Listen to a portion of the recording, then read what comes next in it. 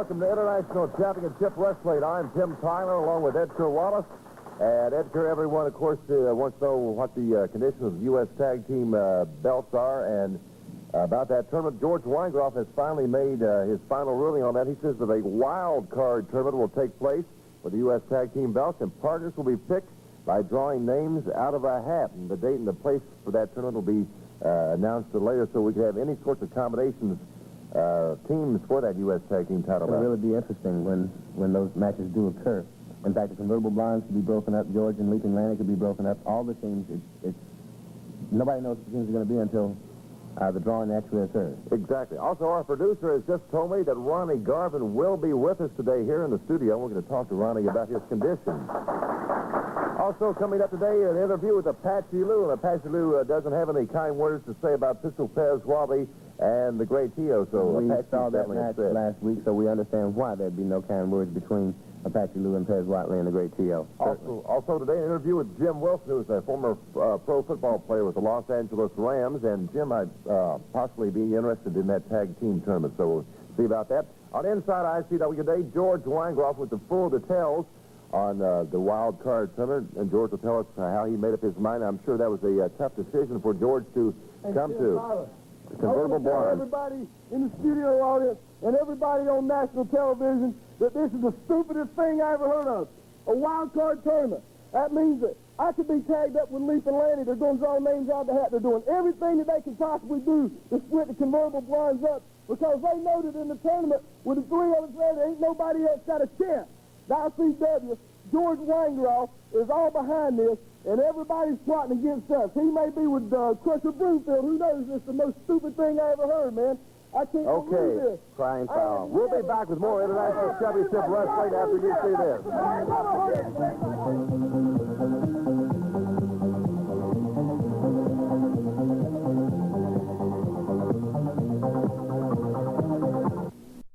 For the first match of the day, let's go now to the ring for the introductions. Edgar? And the first match is a one-fall, 15-minute time limit, and introducing in the red corner from Amarillo, Texas, formerly one half of the U.S. Tag Team Championship team of George Weingroff and Leaping Lanny, is none other than Leaping Lanny. And from Springfield, Illinois, in the blue corner at 216 pounds, Chuck Mazzarelli. There's the bell. The first match is underway. Our referee, Daniel Edwards. Leaping Lanny out of the gate, so to speak. It's not taking long to get Mazzarelli on the mat. And he's going around and around. Mazzarelli using the ropes to get the break. Coming up a little bit later on, I'll be talking with George Weingroff about all this controversy in his decision in the wild card tournament for the U.S. Tag Team belt. Right. A lot of interesting combinations could come out of that. They'll be picking names out of a hat. They certainly could. And, of course, the convertible blinds are very upset. We could have such possibilities, Edgar, as Ronnie Garvin and Randy Savage on the same team. Could you believe a team like that? Mazzarelli in real pain. Lanny working on his foot. Yes, he is. And ankle. Has it turned sideways. Well, the holder of the U.S. Tag Team Championship belts, that means quite a lot of money to the holders, so we wonder if the thoughts of the money would offset any grudges they have against each other. That is certainly something to consider, but when you consider the animosity that exists between Randy Savage and, say, Ronnie Garvin, it would be something to think about. And can you imagine Pez Watley teaming up with somebody like George Weingroff or Leaping Lanny? Yes, that or Pez Watley and the Crusher Broomfield. Can you imagine that? 1, 2, 3. The fans hollering that Mazzarelli was choking Leaping Lanny. And the referee apparently thought so because he did call for a break. There's one of Leaping Lanny's lead. Famous drop kick.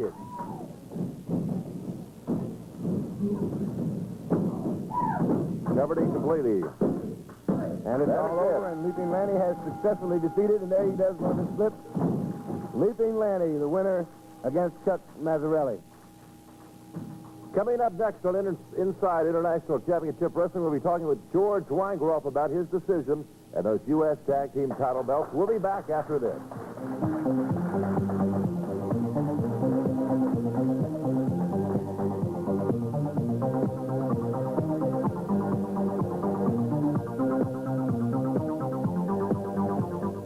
The 24th at 30 p.m. at the Civic Center. And with me today, I have the Macho Man, the World Heavyweight Champion, Randy Savage. And Randy, George Weingroff is wanting you to sign some matches here for your world title. And what do you think about that? George Weingroff wants me to sign my world title, huh? Put it up, huh? Weingroff? Hey, get close to your TV set. Get your ear real close because I'm going to tell you something. Now, wait a minute. George Weingroff, man. He can hear all right, but he can't see. Can't see, George Weingroff. You're blind, and you're the promoter of the ICW. And you may be the promoter, man. You might be the head man. But I'm the ICW World Heavyweight Champion. And if anybody doesn't believe it, in Springfield, Illinois, in Decatur, Illinois, just come see me and say something like it as I come down that aisle, and I'll guarantee you, I'll give you a little bit of a lesson, man. Yeah. All you wives, man, bring your husbands that you want out of the house, man, so you can stay at home and fantasize about the #1 sports attraction in the United States and the world today, the Macho Man, Randy Savage, Springfield, Decatur, I don't know. Until now, to replace your old television set, you were smart, because now is... Wrestler George Weingroff is our guest at the moment. George, how did you possibly come about that decision in the wild card tournament? Well, first of all, let me mention before I get to that is that Pez Watley and the great Tio, they're facing suspension because, I know the people have heard Pez talk about pipe dreams, and this is pipe dreams. Hitting somebody with a pipe is a pretty serious thing, and I don't know what the ICW has in mind, but I have a few ideas myself. Now, you know that the tag team belts, the U.S. tag team belts, which I can say personally are very, very prestigious belts because I speak with experience and they mean a lot of money. Now, we're going to have a wild card tournament, and I believe that this is going to be history in wrestling, and I think it's going to be something that's going to be very, very exciting for the fans. What we've got in mind is that wrestlers will enter as individuals. What I mean is they're going to put their names in if they want to enter the tournament. Now, we'll draw the names out of the hat, and what this means is there could be any combinations. I'm talking about combinations like, just off the top of my head, it could be, Ronnie Garvin, Randy Savage. It could be myself and Rip Rogers. It could possibly be myself and Leapin' Lanny, but that is very unlikely. There still is the possibility.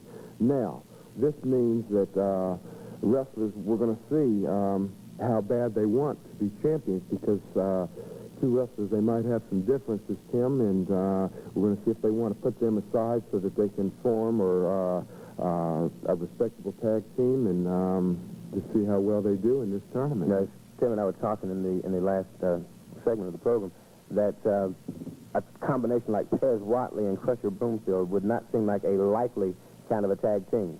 Well, you're absolutely right, but as I said earlier, these are very prestigious belts, and they mean a lot of money, and, we're going to see how well, if they're willing to put their differences aside and go out there and try and win something like the United States Tag Team Championship belt. George, how did you arrive at the decision to use the wild card? Well, it was mainly my idea, and there was a lot of thought put behind it. It just didn't come up and we decided, this would be a good idea. There was a lot of thought and a lot of planning to this.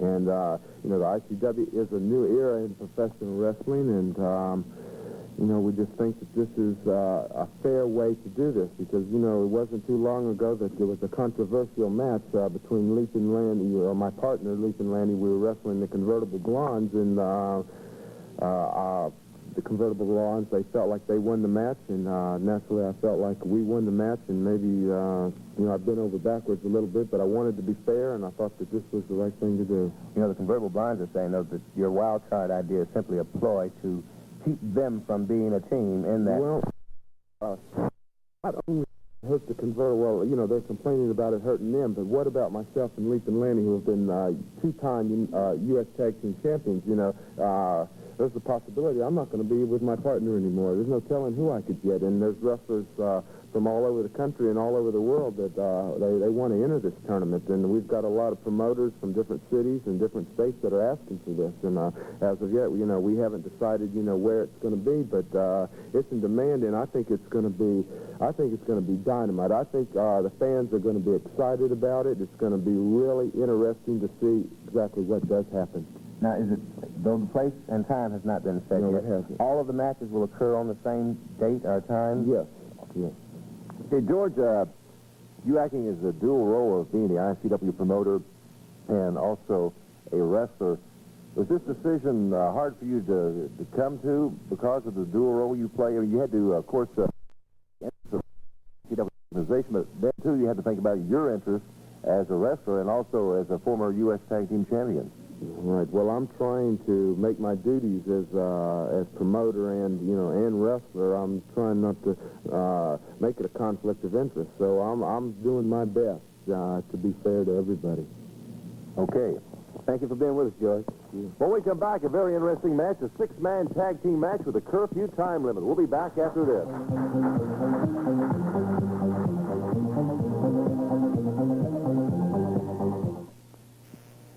Wrestling, contact ICW Wrestling, Post Office Box 24382, Lexington, Kentucky 40524. Wrestling fans, ICW Wrestling is coming to your town with top TV wrestling stars. Springfield, Illinois, Saturday, April 10th, 8:30 p.m. at the Prairie Capital Convention Center in Decatur, Illinois.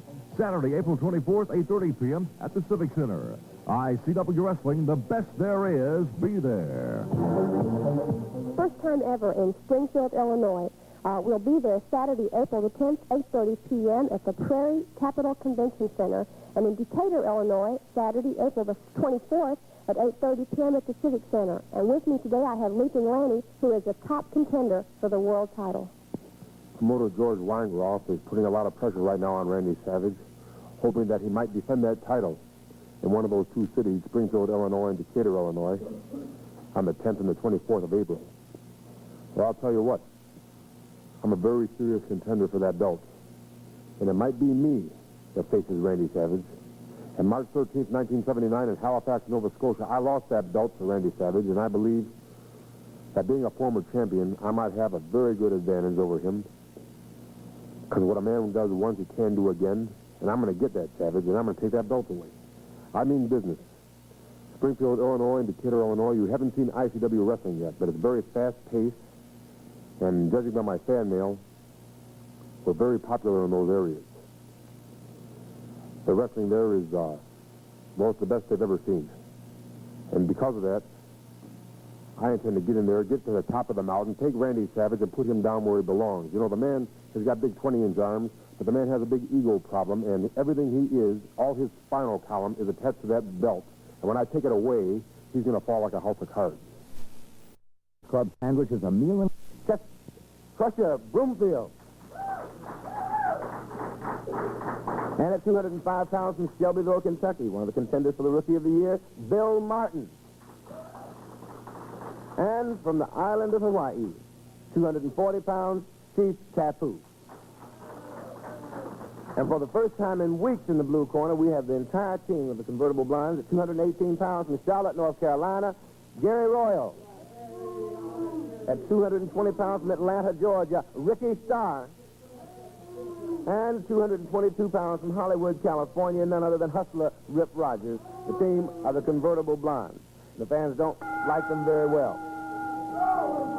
Okay, this is the most falls to a curfew, so this match could be with us for quite a while here. Let's see what happens. We ought to see some great wrestling action. Of course, Crusher Broomfield is the lead man for the Crusher is ready to team go. of Martin, Tapu, and Broomfield. Okay, we'll see who'll be in first for the blondes. Should be interesting to see. Crusher Broomfield is definitely going to be in for his side. He is there and ready. Bill Martin and Chief Tapu on the outside of the ring. Crusher is ready to go.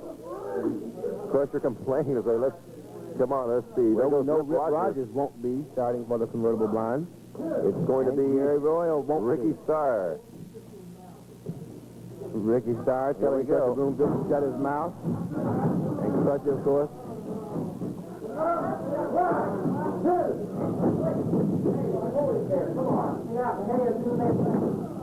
Crusher Broomfield. Ricky Starr at it. Definitely have to give Ricky Starr an E for effort. He is not running from Crusher Broomfield. No, he's not.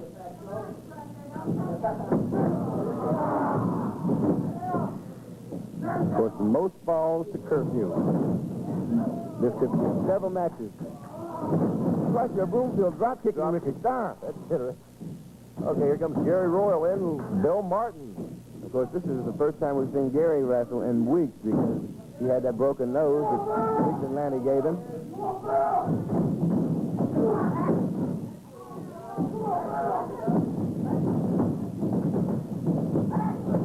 Gary seems to be in fairly good shape, too.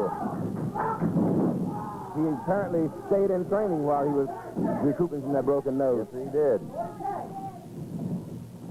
So, Martin is in the corner, but he's not making the tag. yes, Well, he is. making the tag. Chief Sapu.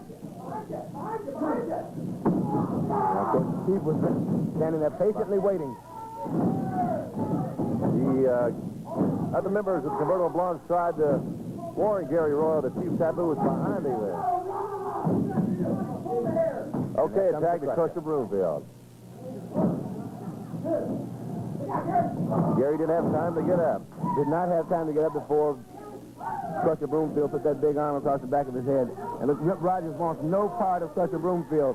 Gary trying to make the tag, did in fact make the Rick's tag. going to cautiously come in here. Very cautiously. He's complaining that Crusher Broomfield's too big. And I'd say I have to kind of agree with him that Crusher Broomfield is some massive man. Crusher has him in a headlock. There's a tag to Bill Martin. Crusher didn't stay with Hustler Rip Rogers very long. He did not. And, of course, Rip, I'm sure, was relieved that Crusher chose Look at that. to make that tag. Bill Martin climbing the poles there and taking Rip down. And Crusher in a shouting match now with the Convertible Blondes from one side of the ring to the other. You can certainly see why Bill Martin is a contender for Rookie of the Year because he's an agile, capable wrestler, an excellent wrestler. Okay, tag made. Back to Ricky Starr. It's Ricky Starr and Bill Martin at it. There's a tag to Gary Royal. It's Gary Royal, Bill Martin. Gary Royal. Last week that we had Ricky Starr and Bill Martin in a single match, Yes, we did. ended in a draw. Of course, there comes the Chief Tapu for the team of Tapu, Martin, Broomfield. Took Gary Royal by surprise. Gary Royal unaware that tag was made. Gary Royal's dizzy. Crusher Broomfield is becoming quite a cheerleader over there for his side. He is encouraging his teammates. Crusher Broomfield coming in because he felt Hustler Rip Rogers was in the ring illegally. Meanwhile, The Convertible Blondes are working on Chief Tapu in the corner while referee Dale Edwards argues with Crusher Broomfield. All three Blondes in the ring. No, Rip Rogers is out of the ring, and Gary is leaving the ring. now, okay. Two of the Blondes in the ring again. There goes Ricky Starback. Rogers. Tapu. No, he's not trying to get the 10. They're punishing Chief Tapu. Crusher Broomfield doesn't like that either. There is back in the ring complaining. Referee Dale Edwards running Crusher Broomfield and Bill Martin out of the ring while Ricky starts thrust Chief Tapu's head into the turnbuckle. And they're really putting a punishment on Chief Tapu over there. Okay. Their corner. Crusher Broomfield didn't like that either. He's back in again. The referee Dale Edwards is really giving the team of Broomfield, Martin, and Tapu a rough time. While the Convertible Rip Blondes are Rogers getting away with about anything. Karate chop to the neck region of Chief Tapu.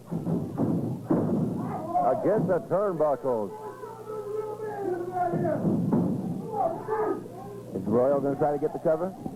He missed on that one. Missed on it. Chief Tapu rolled over, but he rolled the wrong way and rolled back toward the convertible blinds corner. Okay, here comes Rip Rogers working on Chief Tapu. Chief Tapu needs to get back over to his corner. He does indeed. Ricky Starr back into the convertible blinds. Putting a lot of punishment on Chief Tapu, and that's because if he's going to make it, he did not get to the corner. He tried. Bill Martin was ready for the tag. Gets the tag made. There's the tag. Here goes Bill Martin in. Bill Martin is in to try to get revenge for the team against Ricky Starr. It looked like Ricky Starr was about to extend his hand. Okay, what's Gary Royal doing? Gary Royal on the top rope. Bill Martin sends him down. Bill Martin was ready for him, and look at Bill Martin go. Look at Bill Martin go. Okay, who's in the ring here for the Blondes? It's going to be Hustler Rip Rogers. Both men down on that one. And if Martin can make it to the corner, Crusher Broomfield is ready to go. Crusher is Bill Martin ready to go. And if He made it. makes the tag, and he gets Crusher Broomfield working on the head of Hustler Rip Rogers. And now Crusher's going to get a little revenge for the Crusher's going crazy out there, Edgar. He is up and over. Rip Rogers making plenty noise. There's a tag to Gary Royal. Gary Royal, that really won't Crusher Broomfield. Oh, Gary Royal caught it on that one. There it is. Okay, there it is. The official is broken loose in the ring, and the team of Crusher Broomfield, Bill Martin, and Chief Tapu successful in whipping the convertible bar. Okay, that's the first fall. We're going to take a break, and we'll be back with a continuation of this most falls match after you see this.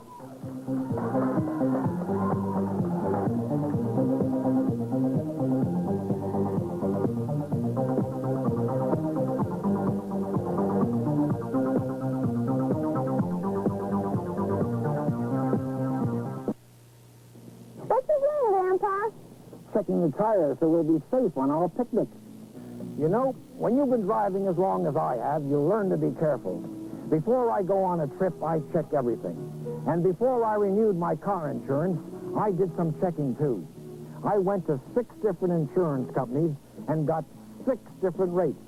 Those rates varied by more than 40%, even for a careful driver over 50, like me. Well, that made me stop and think. And that's why I'm glad I switched to Colonial Penn, the insurance specialist for people 50 and over.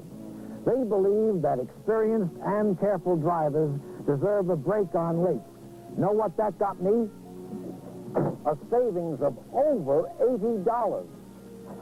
Oh, and they even gave me this tire gauge free.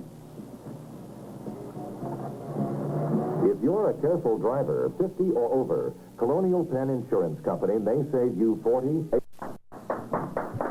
Back, and before we continue with the 6-man tag team most falls to a curfew match, we talked to Apache Lou recently, who was in the locker room of an arena in the Midwest. Let's take a look at this interview with Apache Lou. Apache Lou, man of very few words and much action. But this time I have something to say. You hear me good? Especially you, Teal, Pez Wadley. I'm out for revenge, Teal, for what you did to my blood brother, my other Indian friend. The Indian, what you did, Jerry. What you did to him cannot be forgotten, and I will avenge him. You mark my words. And for you, Pez Wadley, another animal. Both of you are animals. But I'll tell you one thing. You see this finger here? A beast. 550-pound bear bit this finger off. And I never was satisfied until I conquered that bear. You look for trouble when you come to Apache Lou. Apache Lou never forgets. You must pay, Teal. Pez Wadley, you will pay too. I don't care where. I don't care how far I have to go. Now I am here, and I'm out for one thing. I'm out for blood. Because I am a savage. And a savage, when she gets riled up, he must only do one thing. That is fight. Fight. Apache Lou has spoken. Okay, Apache Lou fired up against Pistol Fez, Swatley, and the Great Tio. Let's go back now to the continuation of this six-man tag team match. Most falls to the curfew. Crusher Broomfield, Chief Tapu, Bill Martin taking the first fall. The bell has rung. Referee Dale Edwards trying to count one of the blondes into the ring. Let's see who's going to be in. Nobody wanted to come out against Crusher Broomfield. Come out against Crusher, and I can see why. Of course, Gary Royal defeated Gary Royal in that first fall. Yes, he did. So it's Gary Royal against Crusher Broomfield. Gary Royal's already back in the corner again. And outside the rope. Yes, he was. Here we go. Crusher is so massive and so powerful.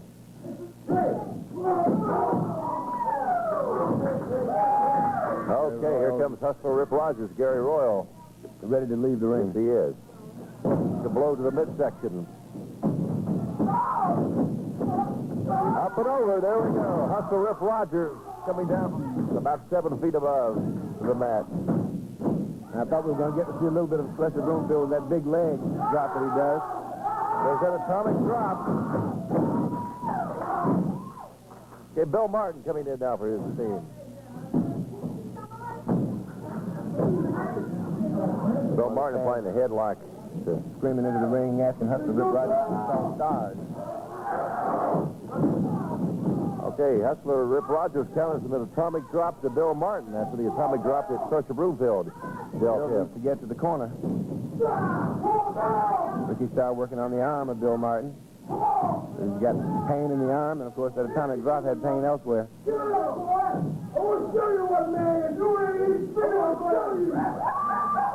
Okay, Rick Starr in a shouting match with Crusher Broomfield while he continues to work on the arm of Bill Martin. And the tag is about to No. did not make it.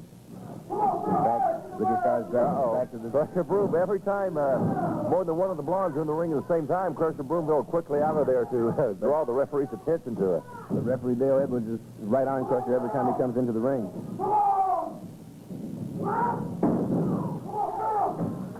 Again, you see an example of Bill Martin's just tremendous coordination and quite an There's athlete. the tag to Chief Tapu. Gary Royal didn't like that too well. He was trying to Didn't get like it back. at all. Chief is now working on the arm of Gary Royal, and here comes Crusher again. Of course, this is a most falls match. The team of Crusher Broomfield, Chief Tapu, Bill Martin lead the action now with 1 fall to nothing. They do indeed, and of course they've riled the Crusher. Crusher Broomfield is He's yelling really something. torturing. Oh, he's saying ask him. Oh, He's saying ask him, and Gary Royal not ready to submit. Crusher Broomfield not letting him to the corner, and he's going to make the tag. Bill Martin. They're still working on the arm of Gary Royal. But of course, Gary Royal using the hair and managed to get to his corner. Okay, here comes Rip Rogers in now. And Rip now Rogers going to work on the arm of Bill Martin. But again, look at the agility of Bill Martin. Making reversals. Of course, we can't take anything away from the convertible blondes. They are definitely known for their teamwork, and they're showing that here by tagging in and out at the right time.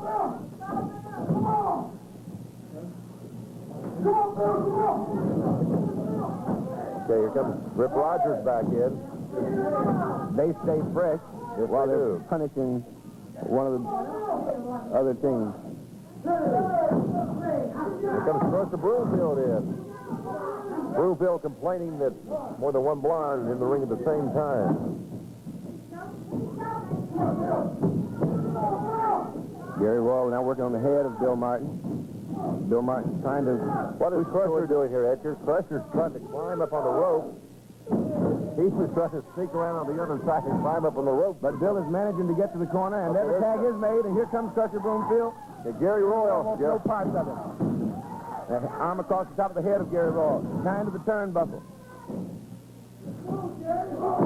Crusher Broomfield's working on the head of Gary Royal. Yes, he is. And now fist to the face. Another one. Another one here. Crusher Broomfield, such a massive man. 454 pounds, and now for a slam. And is he going to do the cover? He missed. He missed, but I think Rick Starr had something to do with that, though. Rick Starr did indeed. Crusher's down. Can you believe Ricky Starr putting that punishment to Crusher Broomfield? Here comes Rip Rogers in now. Bill Martin and Chief Tapu trying to get into this action. And now, of course, Crusher Broomfield in the corner of the convertible blinds, and all three blinds are working on it.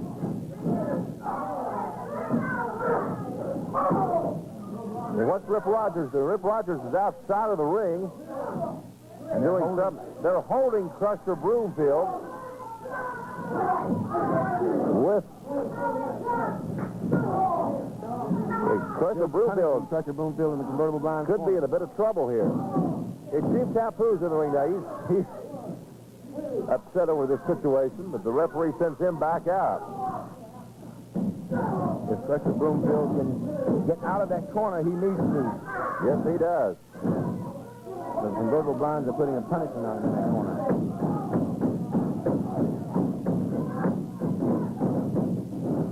Hustler Rip Rogers really working on Crusher Broomfield now. And now Gary Royals back in for the convertible blinds. Is he going to be able to? Absolutely not. No, he's not. Look at this. Crusher coming back here. But he's still in that corner, and now Ricky Yes, he Starr is grabbing him by the hair, and Rip Rogers is grabbing him by the hair. Crusher did manage to get out of that corner that time. There's the tag. Here comes Chief Tapu in. Chief Tapu working on Gary Royal. Crusher Broomfield down on the floor here.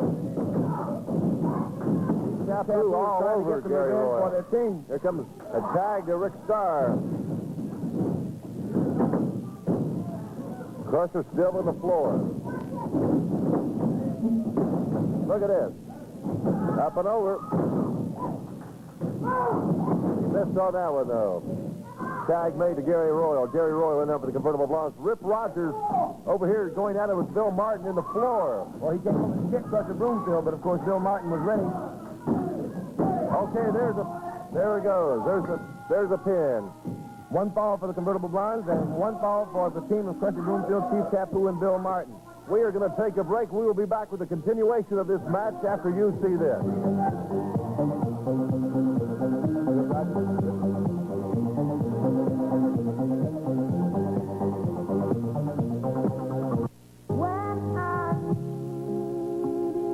Leo Sayer. Sessions presents 70s Gold. Robert John. And the cat in the cradle and the tree. The little boy blue and the man on the moon. When the lights go down, California town. 70s Gold, a sensational two-record set featuring 30 of the greatest hits ever assembled in one album. With a song of ways. Dire Straits. Blondie. This outstanding collection contains 30 full-length hits by the original. Okay, we are back. And before we go on with the continuation of this match, we recently talked with former football player for the Los Angeles Rams, Jim Wilson. And Jim could be interested in this wild card tournament coming up for the U.S. Tag Team title belt. Let's take a look at that taped interview right now. Jim Wilson, I wanted to take a few minutes here, have the opportunity to speak to everybody here in this in the Kentucky area. You know, Thunderbolt and I have been in the wrestling business for a long time. I played pro football for 7 years, and with the Los Angeles Rams. In fact, I even used to come up here and play against the Kentucky Wildcats when I was playing for University of Georgia and Vince Cooley. And y'all remember University of Georgia from last year. My football career gave me the opportunity to get into professional wrestling. And I tell you, I learned the hard way, just like I learned the hard way in football. You got to get out and you got to do it. And the only way that you can get ahead in the business is to get over somebody, beat them, whip them any way you can, I came up here for one explicit purpose. Understand there's a lot of people running a lot of things down on people trying to do something the right way in Kentucky. Well, I'm up here to get any belt that I can legitimately get my hands on, and you people are going to be the judge. That's all I ask is the opportunity. You know, you put a pair of tights on, get you some shoes on, and we'll get down anywhere, anytime, any place, anybody. So I'm issuing an open public challenge to everybody in this area. And I've paid my dues. I've been through the whole thing. I paid my price in football, paid my prices in wrestling. I'm here for one reason, and that is to win the belt and to represent the people. And I just want to take this opportunity to say how happy I am to be here in this area with y'all, and y'all be looking for me soon because I will be around. Okay, Jim Wilson, former professional football player with Los Angeles Rams, issuing a public challenge to anyone and all. Let's go on now with the continuation of the six-man tag team match. The score is all tied, you may say. All tied up. The convertible blinds won one fall, and, of course, the team of Broomfield, Martin, and Tapu had one fall. Of course, they started back out with Chief Tapu, was 10 for that victory for the convertible blinds. But now Bill Martin's working on the arm of Gary Royal.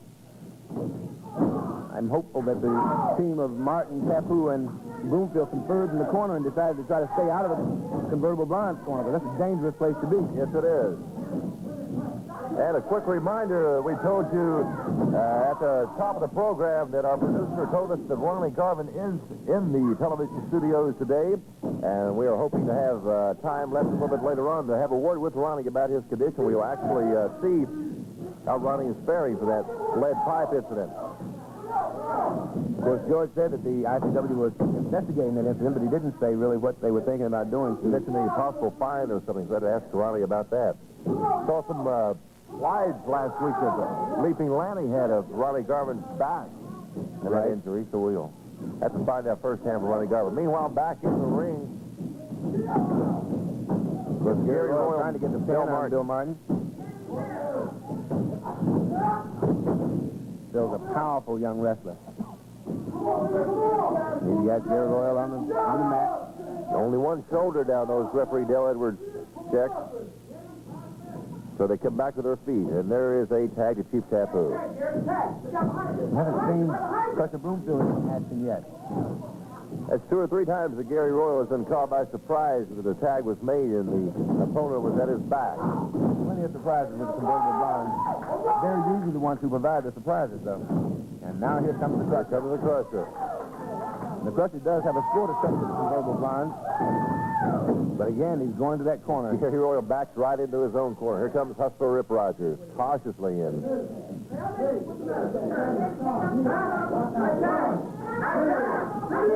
Of course, referee Dale Edwards arguing. And over the rope, Ricky Starr was a legitimate. Okay, I wonder what was going on there. Rip Rogers himself was confused as to who tagged who. The Crusher has Ricky Starr on the mat. He indeed has a score to settle.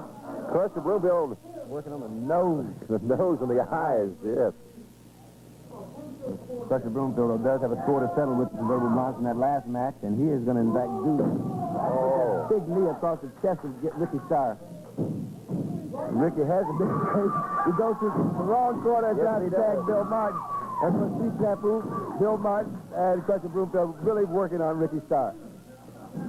Okay, here comes Bill Martin back in. Blow to the midsection. Across the top of the neck. And there goes a slam. Down. Only on one count. And, of course, Ricky Starr is trying to get to the corner and does, in fact, get to the corner. And here comes Hustler Rip Rogers. And he put Bill Martin right on the mat. Oh, a foot to the back of the neck by Hustler Rip Rogers. All 6 men showing quite a lot of endurance, so the total time of this match so far has been almost 28 minutes, so it has. Of course, we've had the break. The breaks have given them a short while to rest up, but they have taken a lot of punishment. They are indeed, and of course, the convertible bonds are putting plenty of punishment on Bill Martin right now. Gary Royal coming off that top rope, off the second rope. And Martin needs to get back to the corner and get the tag made because Gary Royal and Rip Rogers are putting a real punishment on him over in the blinds corner. Powerful body slam there by Gary Royal. One count. The convertible blinds and the team of Tapu, Martin, and Broomfield is all tied up. Up and over again. Comes Hustler Rip Rogers in for the blinds, working on Bill Martin.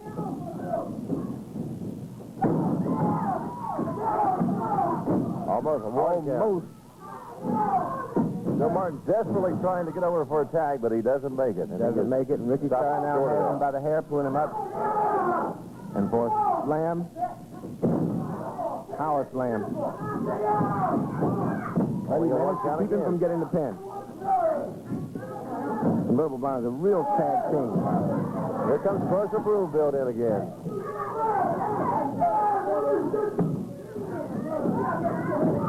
Chief Tapu had enough of that. He can't hit it. In this corner, the Convertible Blinds are really working on Bill Martin. They had Bill Martin over in their corner. Looks like they had Crusher Broomfield a while ago. There's a 2 count. Again. Bill needs to get over to the corner. Crusher's calling out to him, come on, Bill, but Bill Martin has not been able to get to the corner to make the tag. The Convertible Blinds are rendering just plenty of punishment on young Bill Martin. But Bill Martin was able to reverse and got a 1 count on Crusher, Rip Rogers. Now Ricky Starr in for the Convertible Blinds, working on the arm of Bill Martin. But Bill simply can't get to the corner. He's close. And a knee to the neck. Bill Martin. Bill was close in the corner, but he just can't get over there far enough to get the tag made. Mind you, this is a most falls to the curfew match, and so far, the Convertible Blondes have 1 fall to their credit, and Crusher Broomfield, Chief Tapu, and Bill Martin have 1. The tag is made, and here comes Crusher Broomfield to work on Ricky Starr. Of course, Gary Royal now in Convertible Blind. Bill Martin took plenty of punishment before he finally got that tag made. Here's that bear hug. Ring the bell. Okay, the Convertible Blondes were disqualified. And therefore the winner is Chief Tapu, Crusher Broomfield, and Bill Martin. In the second fall there, the winner is, as Edgar said, Chief Tapu, Crusher Broomfield, and Bill Martin, because the Convertible Blondes were disqualified. As you recall, the interference rule the referee Jim Bunning made quite some time ago. They interfered. So there we go. We're back with action now. Fourth ball. The fourth ball. Crusher Broomfield starting out on Gary Royal. And he really has a score to settle with the Convertible Blinds. They are ahead now, and if they can win this ball, of course, they are the undisputed champions today in this curfew match because they've got 2 falls to their credit, 1 because of a pin, and the second because of a disqualification. Comes Bill Martin back in now. And Bill has a score to settle with Gary Royal. Yes, he does. He indeed has a score to settle. Okay, our television time has expired. Our television time has expired, so the winners, Edgar. Winners for today, Chief Tapu, Crusher Broomfield, and Bill Martin. So it's all over with. The winners of this exciting 6-man tag team match. We'll be back, and hopefully we will have some time left to speak to Ronnie Garvin. We'll be back after you see this.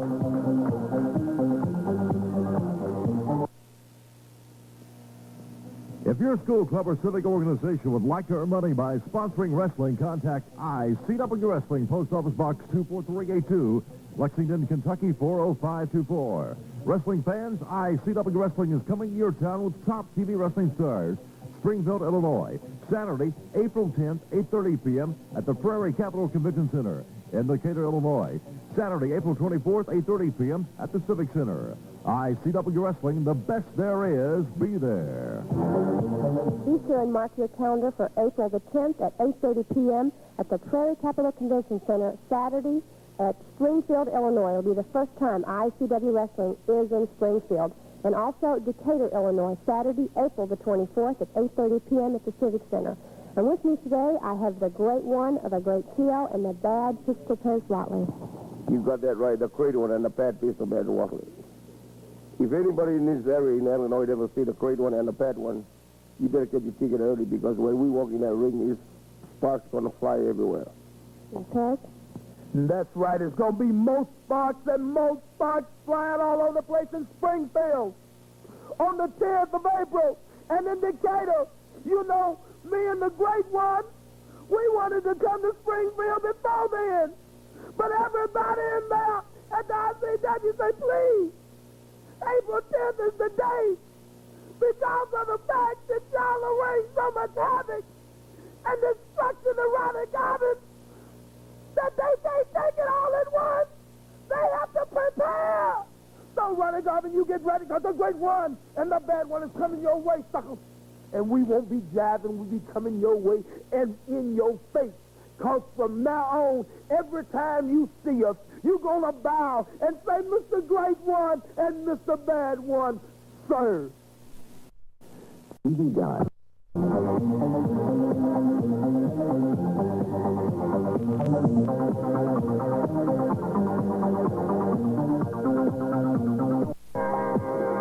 Hello, welcome to International Championship Wrestling. I'm Tim Tyler along with Edgar Wallace. We have 60 minutes of wrestling action for you today, so stick around with us. We have received word that the Convertible Blondes have gone about some reorganization plans. We'll have more about that later. But one-third of the former Convertible Blondes, Rick Starr, has signed a Southeastern heavyweight title match against Ronnie Garvin. We will have that match for you right here next week on television. Of course, Ronnie Garvin is still suffering from that back injury. Coming up today, Sleeping Lanny taking on Ron Strunk. We'll be presenting our Rookie of the Year awards to Bill Martin. Our second match of the day, it's Randy Savage against Chief Tapu. We'll have a videotape of a match between Ernie Ladd and Crusher Broomfield. And in some tag action today, the great T.O. and Pistol Pez Wally against Ricky Cook and Rick Zarda. Sitting with us here at the desk is ICW promoter George Weingroff. And, George, we understand that you are suffering from a broken jaw. How did this come about? Well, I have a fracture on the right side here, and Tim, it actually began. I was in a title defense match with Lanny against the Convertible Blondes, and I was nailed by Rip Rogers. And at the time, you know, I really didn't know. You know, I knew I was suffering, but I didn't know what the problem was. And then a short time after that, I was finished off by Tez Watley in a TV match, and it definitely has a clean break, and it looks like I'm going to be wired up here with braces on my teeth and wires for maybe 6 to 8 weeks, you know, depending on how well it heals now. So will you be out of wrestling action for those 6 to 8 weeks? Oh, yes, definitely will. And we were looking at George's x-rays here. A few moments ago, we can't show it to you on television because it's hard to see x-rays, but you do have the crack on the left side. No, it's on the right side, right. And, you know, it's just, you know, one of those things, you know, you got to expect when you get in the ring, you know. But hopefully it'll be off soon. It's, you know, it feels like it's beginning to heal, and I'll be ready to go. Okay, George, we wish you best of luck. Coming up next on ICW Wrestling is Sleeping Lanny against Ron Strunk. We'll have that action after you see this.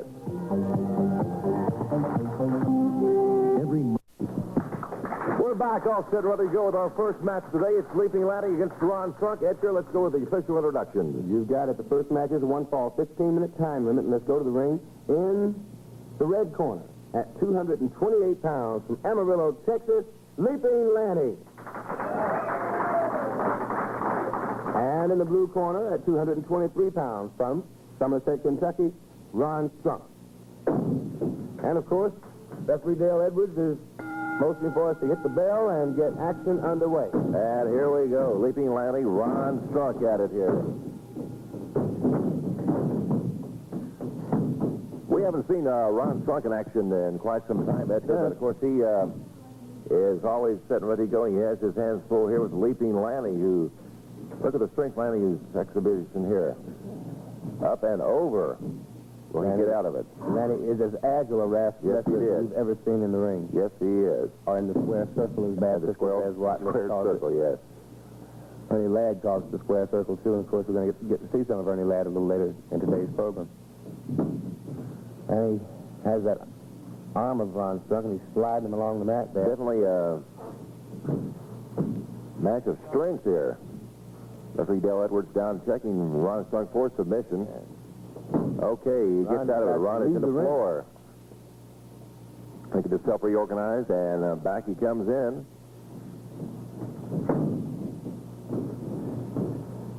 In that headlock. Warlock again, up and over, takes him down. Working on the left arm of Ron Strunk.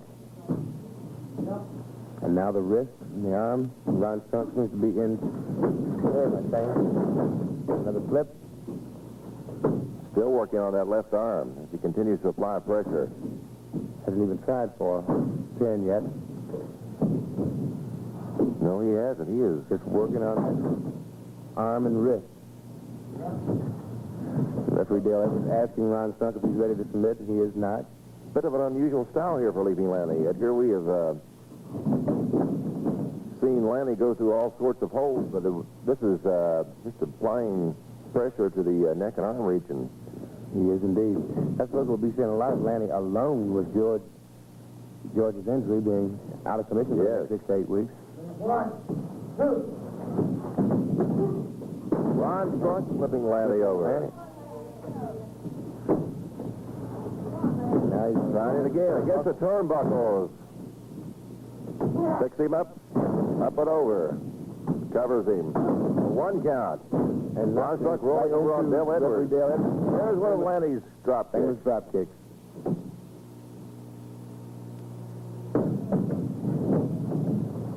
Lanny taking Strunk up and over. Lanny on the outside of the ring now. And up on the top rope. Covers him. 1, 2, and 3 it is. That is it. And it's all over.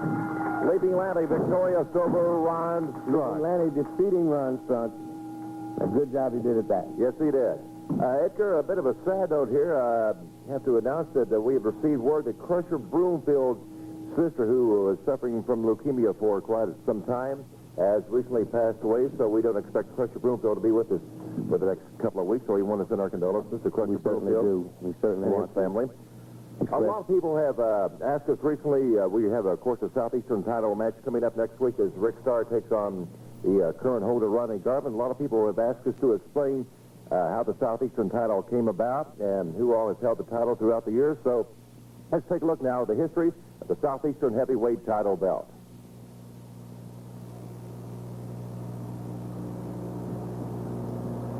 On January 12, 1973, in Montgomery, Alabama, Dick Steinborn won the title tournament. In Columbus, Georgia, on May 22, 1973, Ron Fuller defeated Dick Steinborn. On July 1, 1975, in Johnson City, Tennessee, Dick Steinborn defeated Ron Fuller. On September 5, 1975, in Knoxville, Tennessee, Ronnie Garvin defeated Dick Steinborn. On May 6, 1977, Ronnie Garvin was stripped of the Southeastern title, but permitted to enter the tournament. On July 10, 1977, in Knoxville, Ronnie Garvin defeated the Mongolian Stomper in the finals of the tournament. On May 26, 1979, Ronnie Garvin quit the NWA because of the policy of that wrestling organization of not accepting challenges from other groups. On July 15, 1979, Ronnie Garvin returned from Japan to wrestle for the ICW, where he has to accept all challenges. On October 15, 1979, Bob Orton Jr. defeated Ronnie Garvin in Knoxville, Tennessee. And on January 6, 1980, in Milwaukee, Wisconsin, Ronnie Garvin defeated Bob Orton Jr. And the current ICW Southeastern Heavyweight Champion is the one-man gang, Ronnie Garvin. Okay, there you have it, the history of the Southeastern heavyweight title belt. And like we said, coming up next week, former member of the Convertible Blondes, Rick Starr, has signed a contract to wrestle Ronnie Garvin in a title match. That's coming up next week, a big, big event here. So that could be more of a continuing saga of the title, of the Southeastern title. Yes, Ricky Starr is quite a contender and is Ricky Starr probably wants to, of course, everyone is aware of the back injury that Ronnie Garvin is suffering from the lead pipe incident that took place a couple of weeks ago between himself and Pistol Pez Wadling and Great Tio in that fiasco. But maybe Rick Starr wants to catch Ronnie Garvin while he's down, so he thinks he has right, but you know what Ricky fails to realize, Ronnie has not missed a match. No, he hasn't. We missed him on television here for a week or two, but he has not missed a match in any of the arenas. He's been out on the road and doing fine, so that we'll have to wait and see next week. That's exactly right. Of course, later in the program today, we've got what all? We've got Bill Martin, who's going to receive the Rookie of the Year award. The ICW Rookie of the Year award to award to Bill Martin. We'll be talking to Bill about how his career is going to go forward now that he is receiving this award. Exactly. And have a match coming up between Randy Savage and Chief Tapu. That should be good. A videotape look at a match between Ernie Ladd and Crusher Broomfield. This is something really to see. Two giants, two big men. I remember when I first saw Randy Ladd, I looked straight up at him, and of course, always have to look up at Crusher Broomfield. And unfortunately, we mentioned already that Crusher won't be with us today in person because he's at home with his family after the loss of his sister. So that's today's program. It's going to be a great program, and the fans ought to stay right there at their set. Exactly. Coming up next, we'll be talking with Rookie of the Year, Bill Martin. We'll be back after you see this.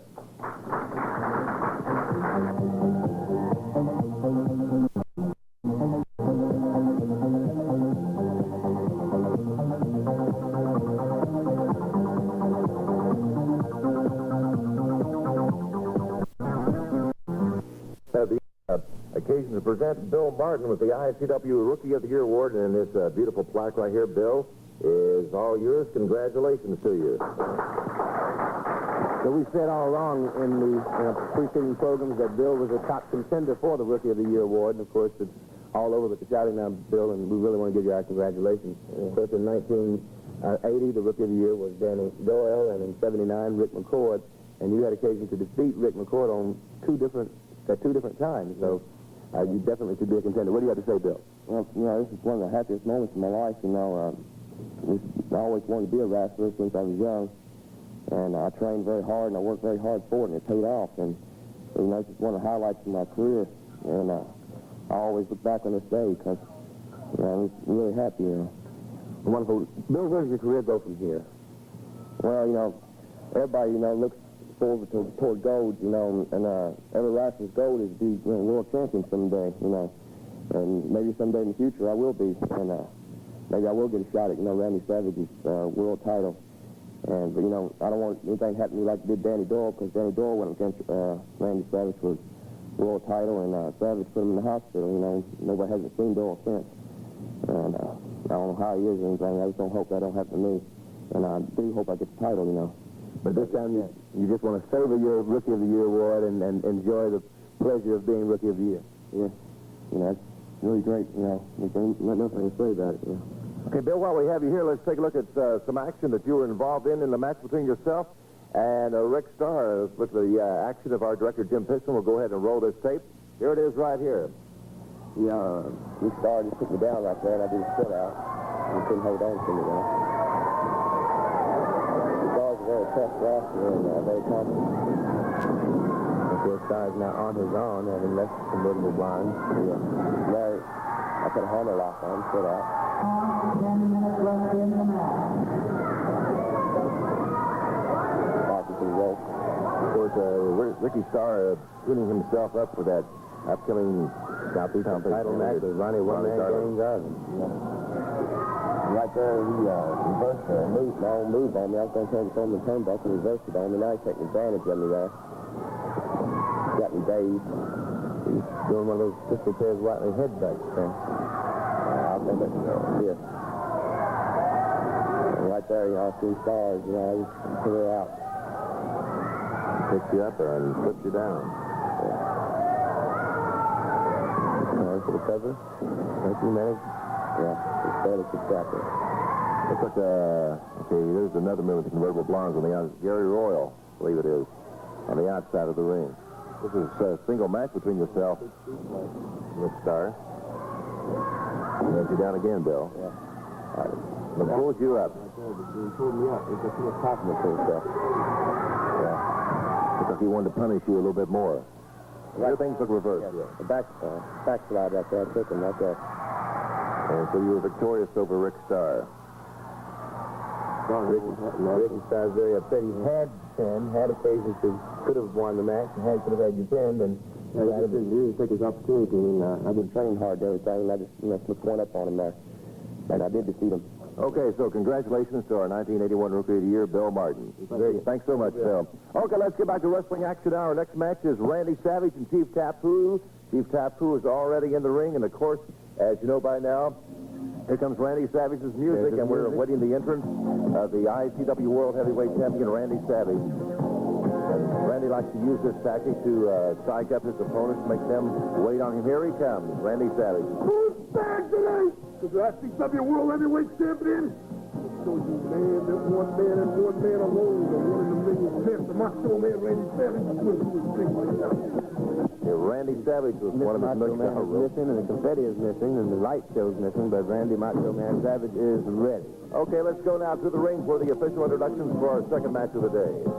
And for the second match of the day, this match is a one-fall 20-minute time limit. And from in the red corner, at 240 pounds from Hawaii, Chief Tapu. And, of course, at 235 pounds in the blue corner, from Sarasota, Florida, ICW World Heavyweight Champion, Randy Macho Man Savage. Randy Savage with the world belt in his hand. He got a few boos from the audience Yes, there. he did. As Randy Savage's music continues to play here. As he disrobes in one of his $1 million robes. Okay, referee Dillard, we're signaling for the belt. The match is underway. Chief Tapu, Randy Savage at it here.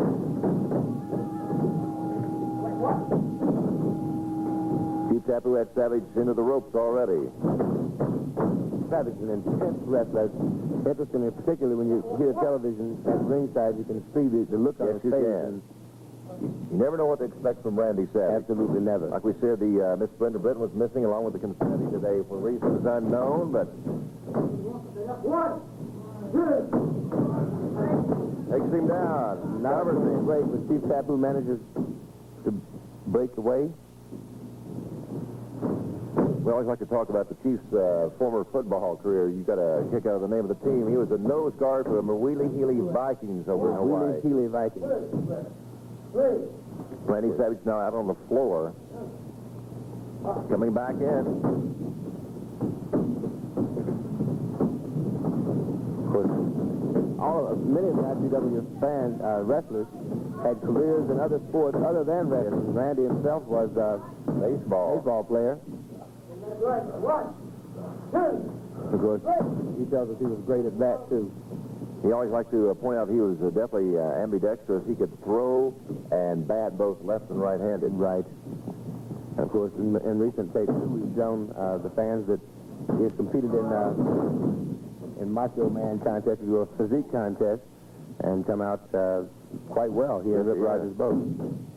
Okay, Randy has the Chief down on the mat now. One shoulder pinned. Trying for the left shoulder. And he's working on that. He comes out of it. Really putting some punishment on that arm. Chief back on his feet as Savage continues to apply the pressure to the left arm of Chief Tapu. And he's asking whether the Chief will submit. Dale Edwards down checking with Chief Tapu for the submission. Chief still in there, though. He certainly is. Of course, the Macho Man is panning quite a bit. Chief takes Randy into the rope. Randy jerks Chief off the rope. Dale Edwards calling for a break because Chief had Randy tied up in the rope. On that same arm again. There he is, applying more pressure.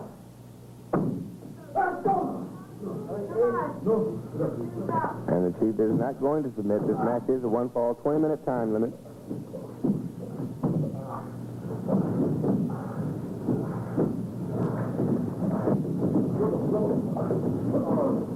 Still working on that arm. Of course, the power of the Chief is evident there as he managed to break that hold and reverse it. Now he has the left arm of Randy Macho Man Savage.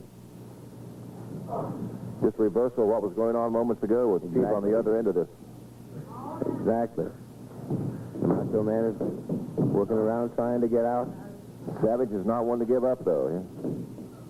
Definitely not one to give up. Okay, we're going to take a break now on ICW Wrestling. We'll be back with more wrestling action after you see this.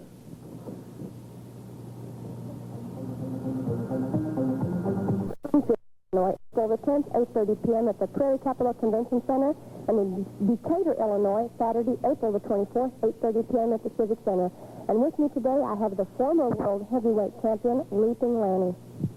Well, I bought myself an ICW wrestling calendar, and I have circled April 10th, 1982, because that's the day that I'm coming to Springfield, Illinois. And I'll tell you what, there's a rumor going around that Randy Savage is going to have to put up his title against a suitable challenger. Now, we're going to have to wait until the new rankings come out. But I sure do hope that my name might be somewhere on that list. and that someday soon, maybe in Decatur, Illinois, on April 24th, but I'd like to get Randy Savage in that ring because I am the former champion, and he defeated me March 13th, 1979. I'm telling you what, Randy Savage, I'm very interested in getting in the ring with you and taking away that world championship belt, because when you parade around with it, I suffer right here, because I know that it can go either way sometimes. I mean, you know, Los Angeles Dodgers, they beat the New York Yankees, but it could have gone either way. But they're the world champions, and I'm going to be world champion too. At least I hope so. And wouldn't it raise the roof if it happened in Springfield, Illinois, or Decatur? Because that's where it would mean the most, because all the cars and letters are coming in, and I know that's what you want. The Windwalker, an epic adventure. The most authentic Indian film ever made. The Windwalker. With Randy Savage and Chief Tapu still out in the ring, let's go back now to the ring for this action. What the fans missed, of course, as we had that brief break, was Randy Macho Man Savage throwing Chief Tapu into the turnbuckle. And, of course, he had him on the mat 2 times at least during that break. Macho Man is really putting some punishment on the Chief, but the Chief is holding his own indeed and demonstrating the power that he has as he breaks the holes that Randy puts him in. When Chief Tapu first came to the ICW from Hawaii, he let us know in one of his few speeches that he was definitely after the world title that Randy Savage has. Back and forth. Deep clothesline. Covers him. A 1 count.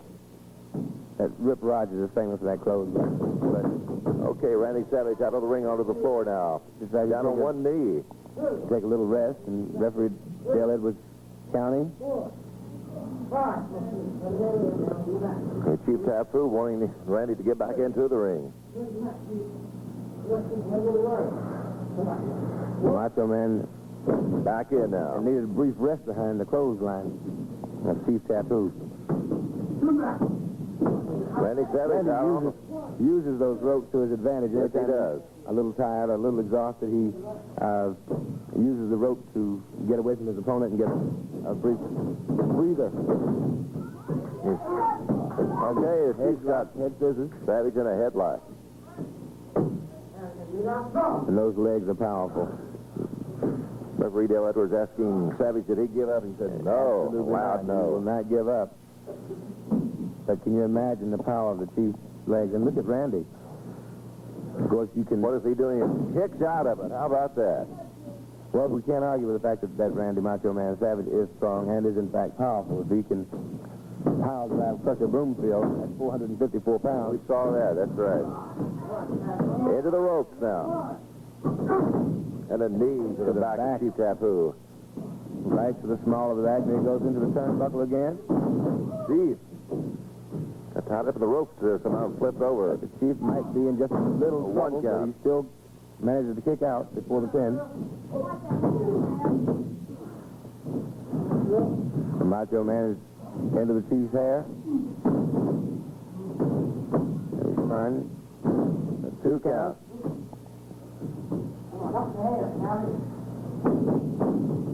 Savage using the hair to his advantage. There he goes. Is he getting on the top rope again?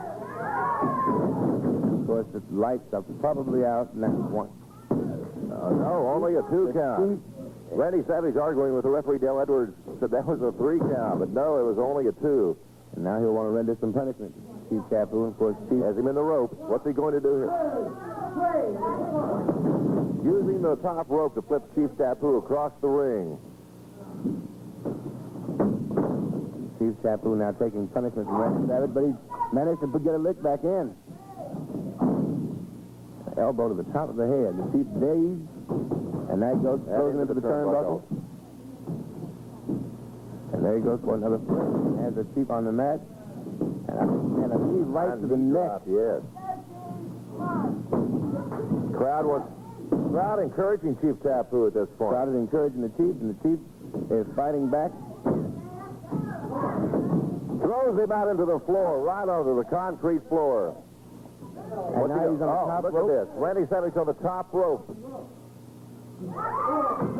Jumps on Chief Tapu right into the floor. This could be all for Chief Tapu. Savage throwing Chief Tapu back into the ring.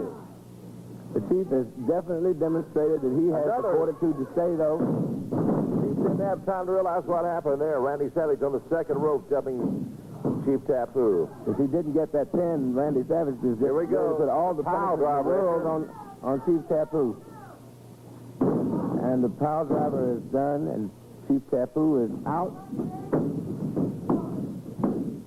And Randy did not let him jerk him up. He is definitely intent on another pile driver. Chief Tapu today.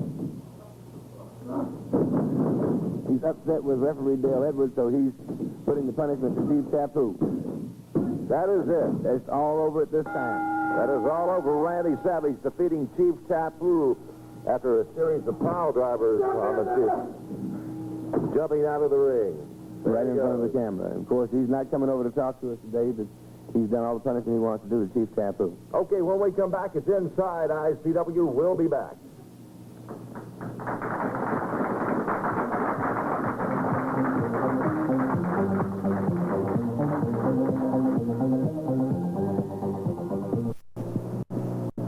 With me today on Inside International Championship Wrestling, Gary Royal and Hustler Rip Rogers of the Convertible Blondes. Gentlemen, we have a tape to look at here of a recent match that took place between yourselves and Ricky Zarda and Chief Tapu. Let's have your comments on this match as we take a look at this tape. Gary?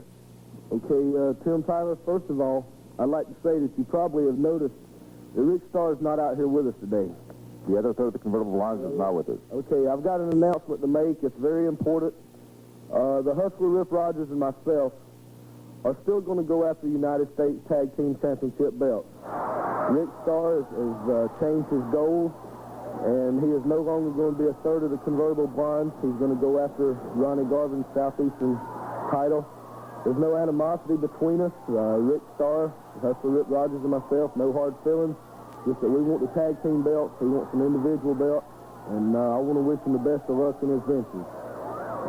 As you can see right here, the Convertible Blondes are wrestling Chief Tapu and Rick Zarda, and I believe, if I'm not mistaken, this will be another great victory for the Convertible Blondes.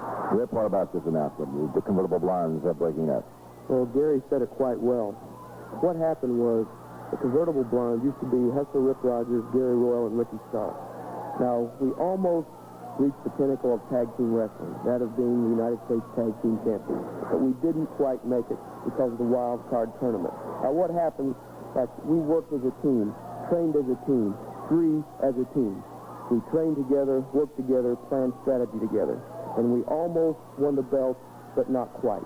Now, we had a big meeting to reevaluate the situation. Gary and myself, we decided we want those United States Tag Team belts, and we will eventually get those United States Tag Team Championship belts.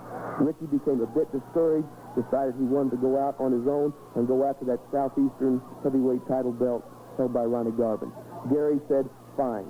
I said, fine. The Convertible Blondes will break up. Gary and Rip, we're still after those United States heavyweight tag team champions, and Ricky, you go after and win that Southeastern heavyweight title match. So now, Gary and Rip, we can train together. We can think more as one now. And Ricky, we wish him the best of luck and the most success in winning that Southeastern belt. Exactly right, Tim. I want to reiterate the point that Rip has just made. The fact that the two of us will be a tag team together every night, you know, our wrestling, it's going to make us stronger. We train harder, we train together. And Rick Starr will be able to set his goals at the one point that he's got, and he'll be able to train strictly for that one point.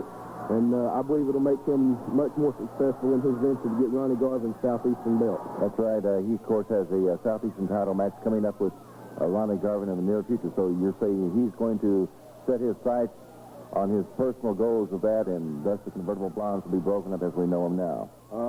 Yeah, we'll be split up. We won't be broken up completely. The Convertible Blondes will still be Gary Royal and Hustler Rip Rogers.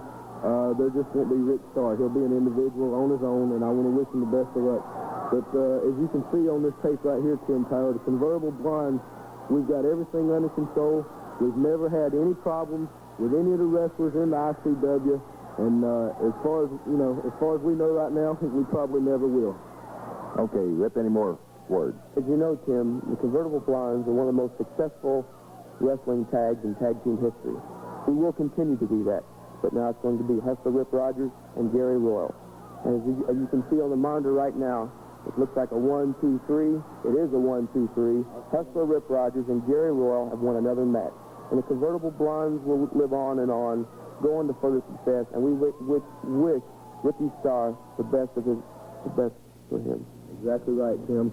I want to wish Rick the best, and no hard feelings, and Ricky, take care of business. Okay, thank you, gentlemen. Ricky Starr is with us here in the studio. Ricky, let me get you over here and get your comments on this announcement that the convertible blondes have broken up and you are going out on your own. Okay, as you probably heard, I am no convertible blonde, no. I am known as Rick Starr. My goals are much bigger now. I'm coming after the Southeastern title. I'm coming after you, Ronnie Garvey. His back's hurt, and that makes things better for me. So, next week on TV, the match is already signed. I'm coming after the belt, Ronnie Garvin, and who knows, I may be walking out the new Southeastern champion. So you set your personal goals on your own, you're going out on your own. Yes, I got tired of waiting. I mean, I'm a guy that goes after everything, and everything I want, I get.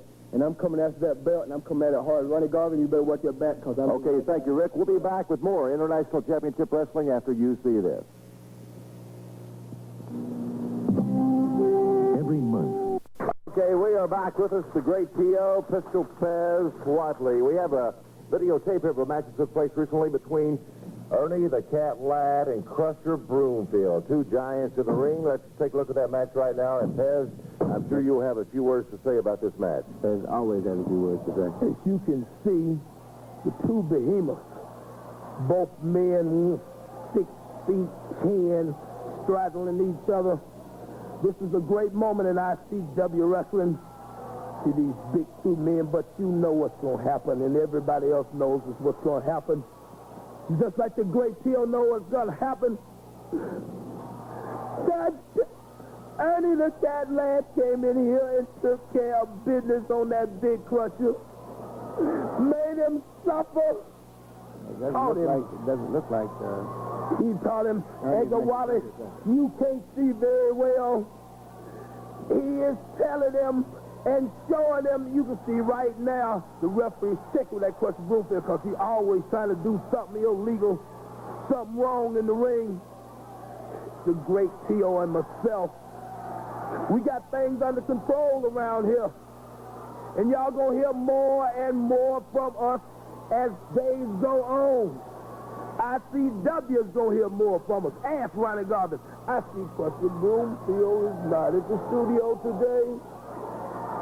They say that it's supposed to pass, but I believe he's scared. I believe they remember pipe dreams, baby. I believe they think about pipe dreams. You can see right now, Ernie the Cat Lad all over Crusher Broomfield. Now the big fat hog is laying there for the kill. All the big cat has to do now is go and take care of business, and all you people will see that will be what will be going on.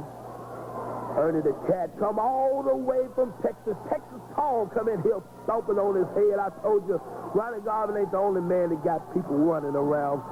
That no other folks. Ronnie Garvin ain't the only one around here that can do the thing. Ronnie Garvin ain't the only one around here that know people that can cause destruction. Now, let's go back to the match for a second there. It looks like Crusher has reversed on Ernie Ladd. As you can see right now, the Cat is just measuring him. The Cat has been in many, many ring battles. Ernie the Cat Lad has fought many, many tough opponents. And I dare say that Crusher is one of his most fiercest opponent, but like Ernie the Cat told me before, this Crusher Broomfield's a thorn in his side, and he's going to take care of him. He's going to be around just like the great one and myself is going to be around, taking care of people out here, letting people know like Leaping Lanny, George Wangro, and that one-man gang, Ronnie Garvin, letting them know that we are here for war, Jack, and it ain't nothing else to be said but war. War. You can see right now, Ernie the Cat Lad, Crusher Broomfield contesting for the win. But the cat with all that great stamina. All pro. Greatest. They call him the king. He wears a crown for the wrestling. And you can see right now, he in a raw manner. He is whooping Crusher Broomfield like it ain't nobody's business. And Crusher Broomfield from now on is gonna know that when the Pistol Man, Randy Macho Man Savage, or the great T.O. speaks, we mean business and nothing else but business. Okay, you heard it there from Pistol Pez Wiley, his reaction to this match we're taking a look at here between Ernie Ladd and Crusher Broomfield. Let's turn it back to all the fans in this match. Of course, Pez is saying that Ladd was putting the whooping on Crusher, but that's gone both ways throughout this match. Yes, it did. I'm going to interrupt you one more time, Edgar Wallace, and tell you that your eyes is deceiving you. You and Tim Tyler up there, y'all don't know what you're talking about. I don't believe you know what you're saying. Must be a mistake. What is happening around here? Everybody rebelling against me and T.O. and Cano. Well, we ain't going to put up with this mess much longer. We just started We like we gonna take see care it. of business. That thing is going to get more and more fierce. There's a big cat charges. And runs into the turnbuckle because Crusher moves. Hush out there. You don't know what you're talking about.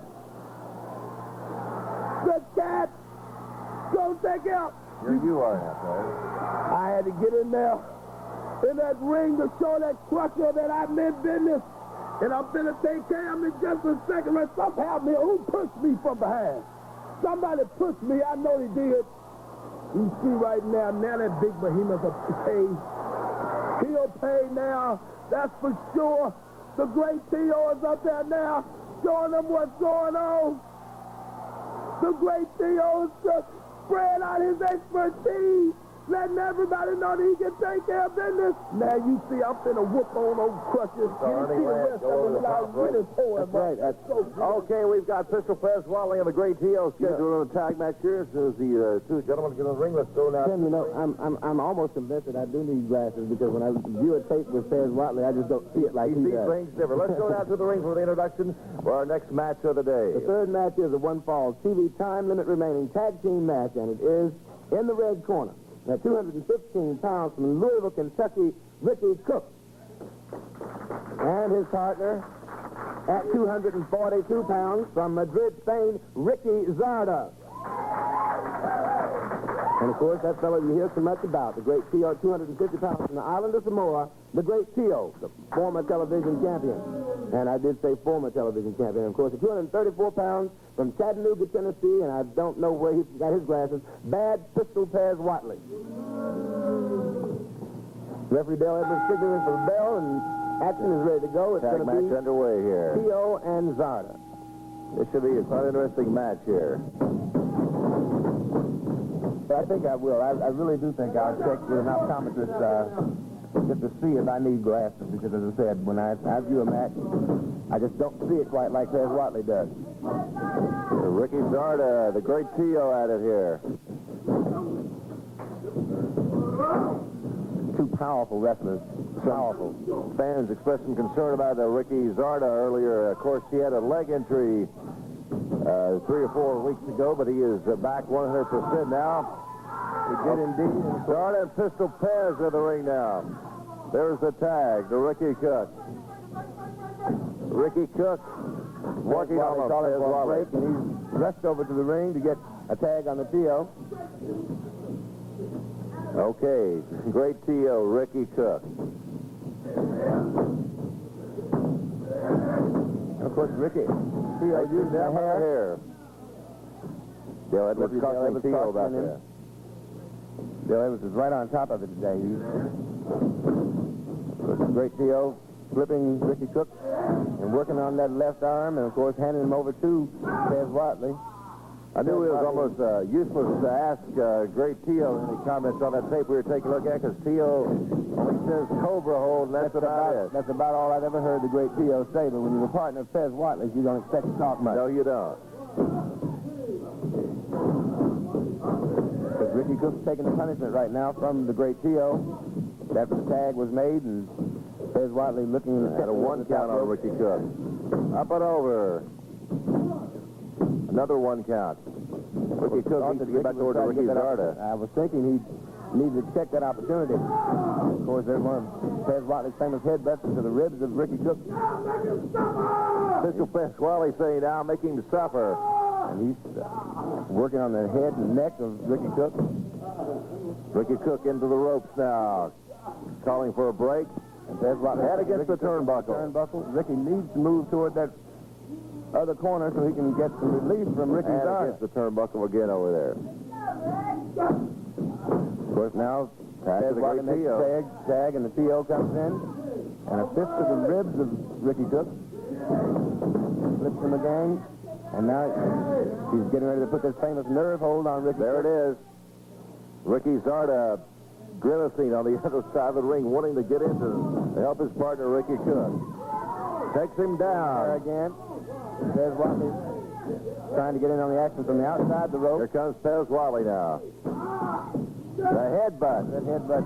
And There's the tag to Ricky Zarda. Made. And now Ricky Zarda is going to give some meet that punishment back to Fez Watley.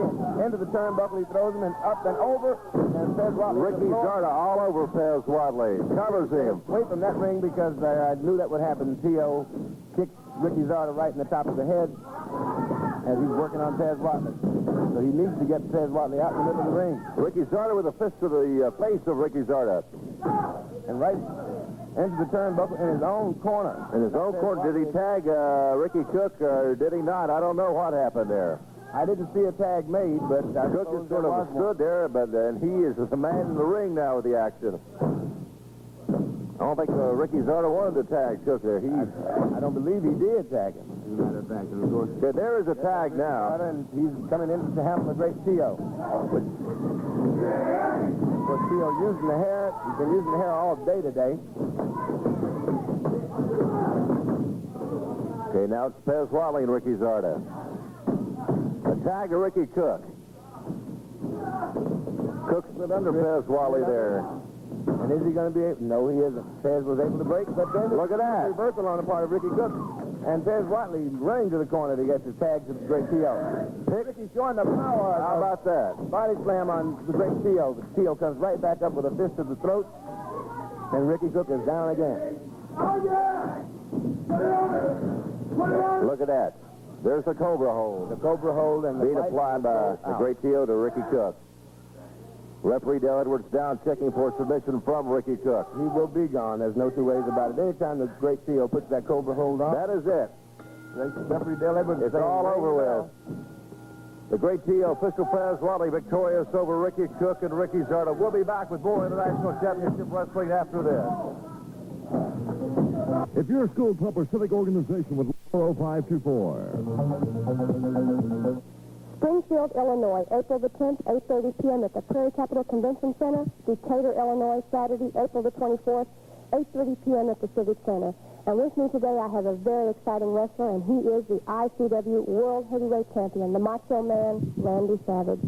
You know, I've heard that date, Saturday, April the 10th, a lot of times in the last couple of weeks, man.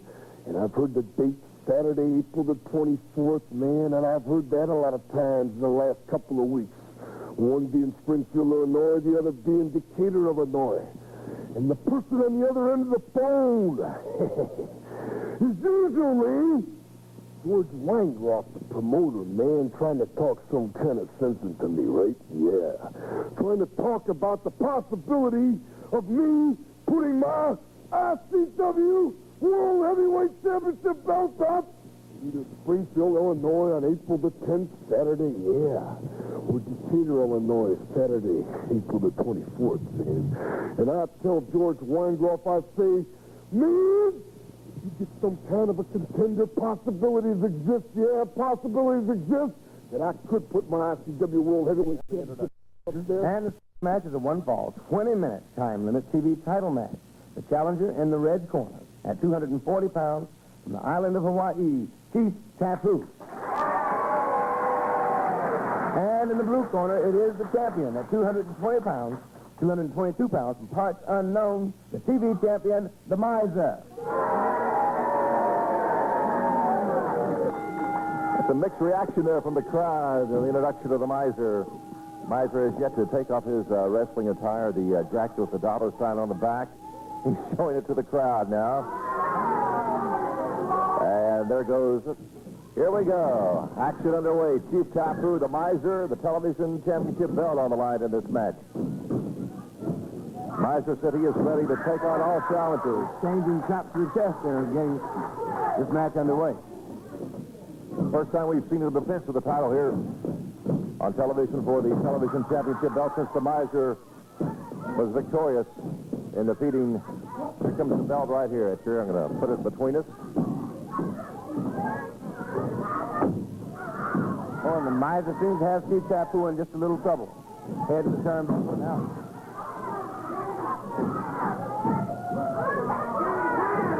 Chief Tapu, though, always a top contender for any match that he is in. Right. Chief had, for a minute, the Tapu had, the Miser had Chief Tapu in that front face lock. But then he managed to get out of it. We've seen the Chief take on just about anyone, too.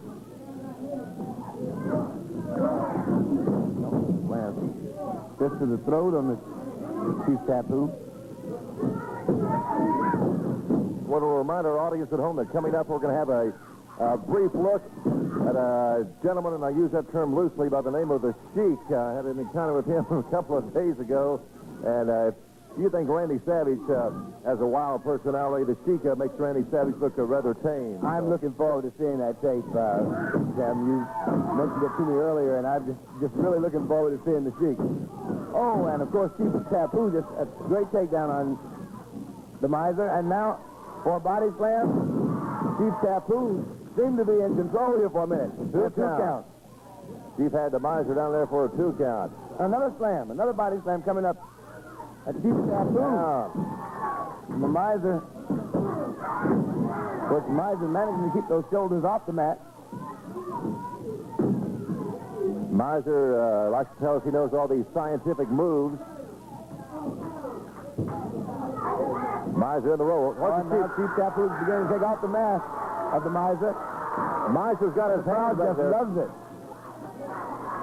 The crowd just loves it. Chief Tapu attempting to unmask the Miser. The big mystique of the Miser, everyone wants to know who that is behind that mask. As he says, you don't know who this could be. You know, it's just a man that loves money.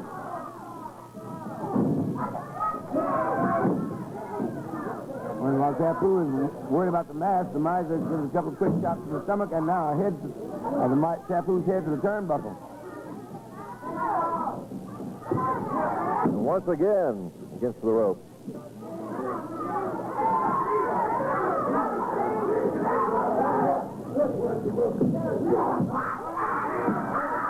Back up against the ropes again. Oh, and a reversal by the Miser. Look at that. Almost caught referee Dale Edwards with that action.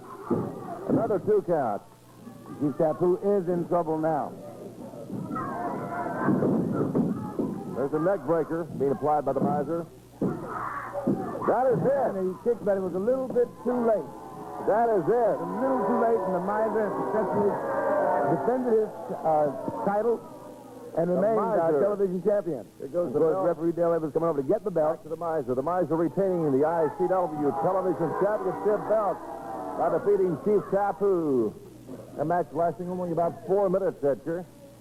4 minutes is all it took for the Miser to successfully defend his title, and of course, Chief Tapu. And his partner today at 226 pounds from Montreal, Canada, Ronnie, one-man gang, Garvin, the Southeastern champion. And there's Ronnie throwing his hat to the There goes the hat.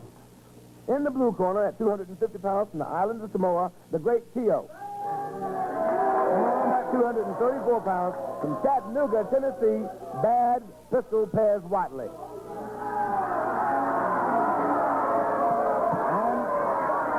And referee Dale Evans has signaled for the bell. The bell is rung. And Edgar with us here at the desk, Leaping Lanny. Lanny, this is the first time on television that I have seen Crusher Broomfield and Ronnie Garvin teamed up. And also the first time we've seen Garvin in action here on TV since the business with the great CEO and Pistol Pez Garvin. That's right. You know, it's a main event here at ICW Wrestling. A lot of talent in the ring right now. Is four of the highly touted men of the ICW.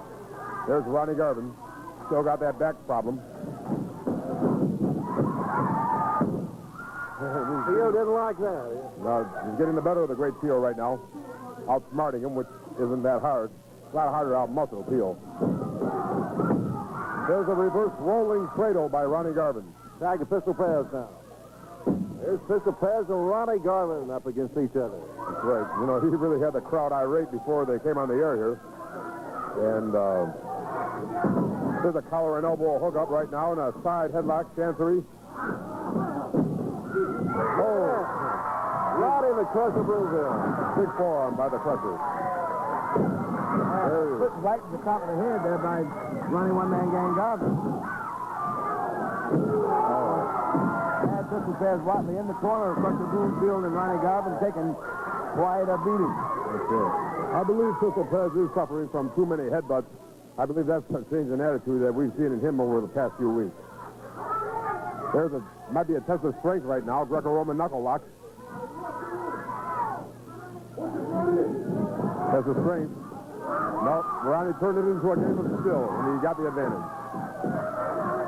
Tell you what, I can't wait till he takes the Crusher. He looks impatient in the corner. He does, like he might come in there and want to do some serious damage.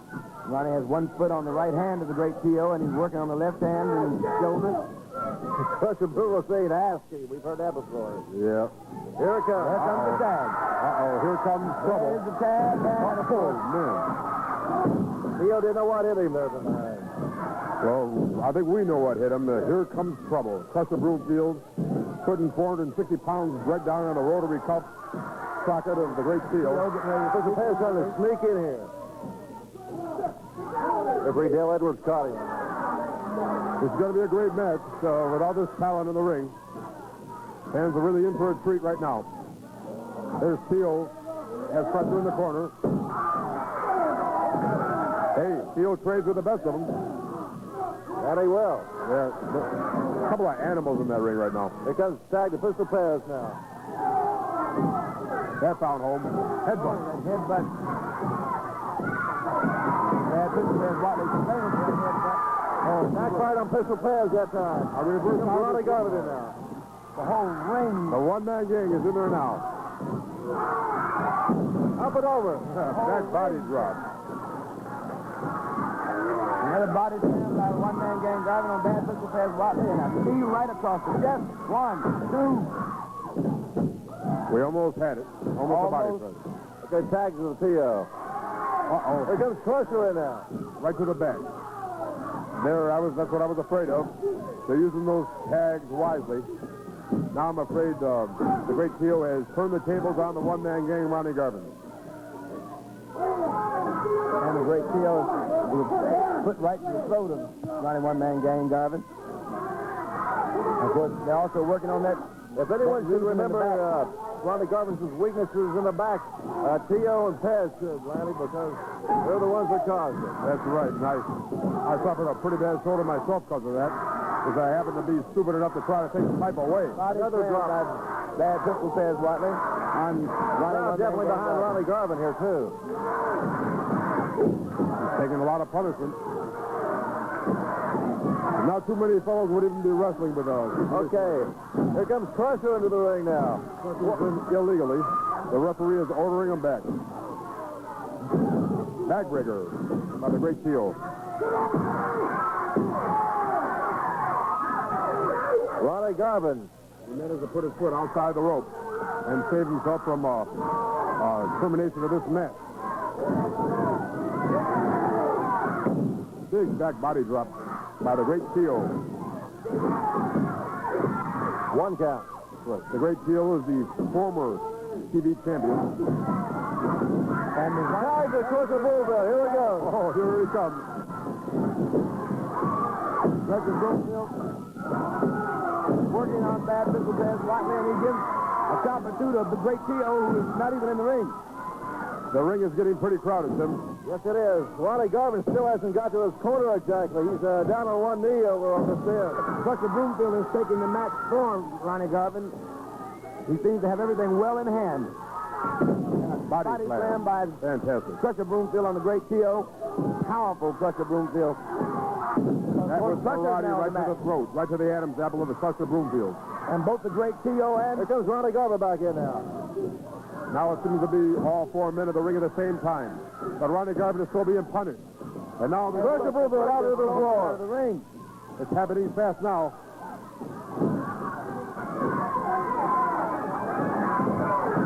They go for the Boston Crab. The Boston Crab on Ronnie Garvin. And of course, Crusher's now back in the ring. Back in the ring. I don't think that Ronnie Garvin submitted. Although I wouldn't have blamed him if he did. I don't think he'd submitted. No. That battle here to Crusher Broomfield in this corner. Definitely no submission yet. His back right to the turnbuckle. Action going on in the two different corners here. I don't know who the legal wrestlers are at the moment. I don't recall Crusher Broomfield tagging Ronnie Garvin. Oh, look at that. Oh, Pez Watley. And of course, the great Tio doesn't even know what happened to him. That's right. Doesn't know what happened, but the match goes to Ronnie One-Man Gang Garvin and Crusher Broomfield. Not the match exactly, because this is the most falls to the TV time limit, so we still have the first fall. First fall. So the winner of the first fall. And the Crusher Broomfield, Ronnie Garvin. Going wild, just ecstatic at the victory of Ronnie One-Man Gang Garvin and Crusher Broomfield. And of course, Ronnie's still on the mat. Doesn't realize exactly what happened. No, he doesn't. They won. What happened was that Pez Watley inadvertently tripped his own partner, the great Tio, who was slamming Ronnie Garvin into the turnbuckle. When he backed up for the second time in the sequence, they tripped and Ronnie Garvin fell on top. Okay, referee Dale Edwards trying to straighten things out up there in the ring now. He's sending Crusher Broomfield back to his corner. The margin was small, but the victory was clear. And the winner is Ronnie Garvin over the great Tio. It was all Pez Watley's fault for being in the wrong place at the wrong time. Here's Crusher Broomfield out on the floor now. Ronnie Garvin has absorbed already a great deal of punishment right to the small of the back where he suffered before. And of course, there comes the Crusher. But referee Dale Edwards is running out of the ring. And another headbutt. Ronnie definitely needs to get to that corner and get that tag made. Because he is in trouble. He's been in trouble, as a matter of fact, since before that last match. Right now for Crusher Broomfield to exercise a little patience because a save in the ICW constitutes disqualification. It's a new rule, and I hope he remembers it. That's why we got a ruling some time ago from referee Jim Bunning on it. Look at this. Double body slam right to the small of the back for Ronnie Garvin. Comes Crusher in now. Crusher has been rendered unaffected by that karate and eye gouge. Yes, he has. Looks like the tables have turned. Crusher out into the floor, almost right in front of us here, Lanny. Right in front of the desk.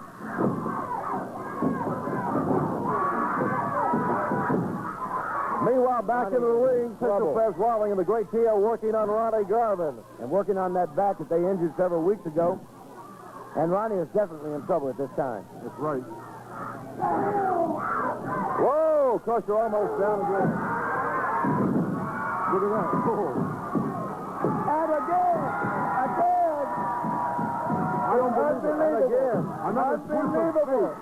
Unbelievable. The crowd just loves it. Again, Ronnie One-Man Gang Garvin in so much pain he hardly knows where he is. But defeating the team of the great Tio and Bad Pistol Pez Watley. No. And the crowd is simply going wild.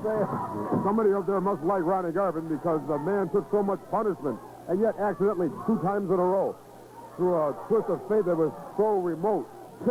And Ronnie Garvin's the winner again. Most falls, TV time minutes remaining. I think our time is about out, but This is something. I don't know. Ronnie Garvin is right now on the floor. He's just a little worse for wear right now. He took a lot of punishment. Okay, let's take a break, Edgar. We're going to come back and try to figure this out a little bit later. We'll be back after this.